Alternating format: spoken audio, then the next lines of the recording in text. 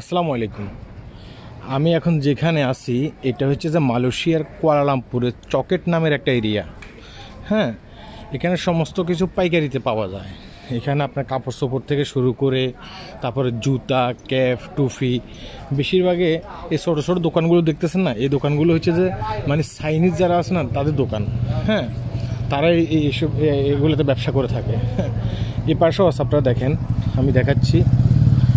এই যে এই পাশেও আছে চাইনিজ দোকানগুলো, এখান থেকে পাইকারি আপনি অনেক কিছুই নিতে পারেন, ব্যাগ থেকে শুরু করে সব কিছু। হ্যাঁ, এখান থেকে নিতে পারেন।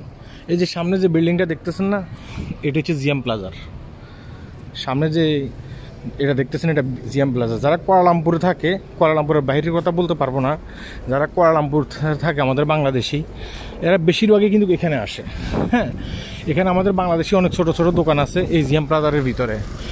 তো বাড়িতে যাওয়ার আগে কিন্তু তারা এখানে আসে, এখান থেকে কম্বল থেকে শুরু করে সব কিছু এখান থেকে কেনাকাটা করে।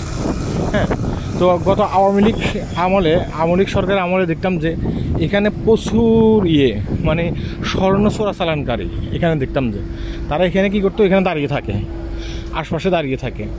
তো এই উপর থেকে যদি কেউ কম্বল নিয়ে আসে, এই যে একজন ভাই হয়তো দেশে যাবে, সে কম্বল কিনতেছে। হ্যাঁ, উপর থেকে যদি কেউ কম্বল নিয়ে আসে বা কাপড় চোপড় নিয়ে আসে, সে বুঝতে পারে যে এই লোকটা বাংলাদেশে যাবে, তখন তাকে বলতো কি, আপনি কি বাংলাদেশে যাবেন? বলে যে হ্যাঁ ভাই বাংলাদেশে যাবো।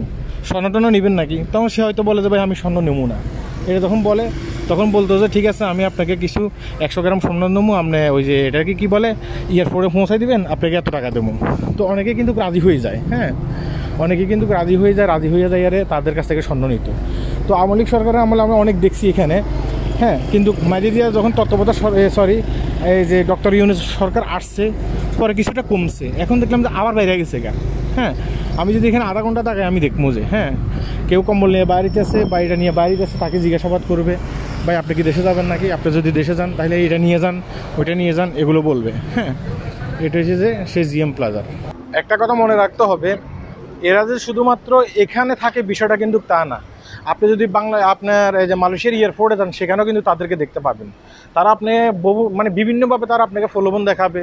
হ্যাঁ, আপনি দেশে যাবেন, দেশে যাওয়ার সময় আপনি আমার কাছ থেকে 100 গ্রাম স্বর্ণ নিয়ে যান, 100 গ্রাম স্বর্ণ নিয়ে গেলে আপনার উপকার হবে, আপনাকে 200-300 টাকা দেবো। হ্যাঁ, আপনি তাদের কাছ থেকে স্বর্ণ নিয়ে যাবেন, একদিক দিয়ে এটা আপনার মনে রাখতে হবে যে আপনি কিন্তু দেশ কিন্তু রাজস্ব হারাচ্ছে। হ্যাঁ, আমার দেশ কিন্তু রাজস্ব হারাচ্ছে। আর একদিক দিয়ে আপনি যে কোনোভাবে যদি স্বর্ণটা একবার হারিয়ে ফেলেন, তাহলে কিন্তু আপনি বিপদে পড়ে যাবেন। কী ধরনের বিপদে পড়বেন? তারা যখন আপনাকে এই স্বর্ণটা বুঝিয়ে দিবে, তখন তারা আপনার একটা ভিডিও করে রাখবে, নাম্বার 1।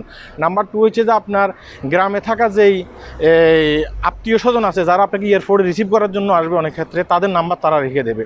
হ্যাঁ, আপনি এটা মনে করেন না যে আপনি স্বর্ণ হারাই ফেলাইছেন, আপনি মানে ভেগা আপনি দেশে চলে যেতে পারবেন, আপনি গ্রামের বাড়িতে চলে যেতে পারবেন, বিষয়টা কিন্তু মোটেও তা না।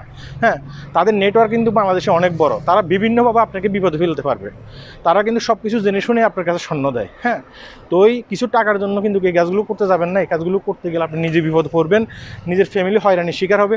যদি কোনো কারণবশত পুলিশ যদি আপনাকে গ্রেপ্তার করে ফেলে, হ্যাঁ, একবার যদি বুঝতে পারে যে আপনি এটা অন্য একজনের স্বর্ণ নিয়ে আসতেছেন, আপনি যদি সেখানে কথা বলতে মানে বেঁধে যান, থোতা মোতা খাইয়া যান গিয়ে, তাহলে তো আরও বড় বিপদ। হ্যাঁ, স্বর্ণ চোরাচালানকারী হিসেবে আপনি নিজে কিন্তু বিপদ পড়বেন। তাই কাজগুলো থেকে একটু সাবধানে থাকবেন, এই কারণে ভিডিওটি করলাম।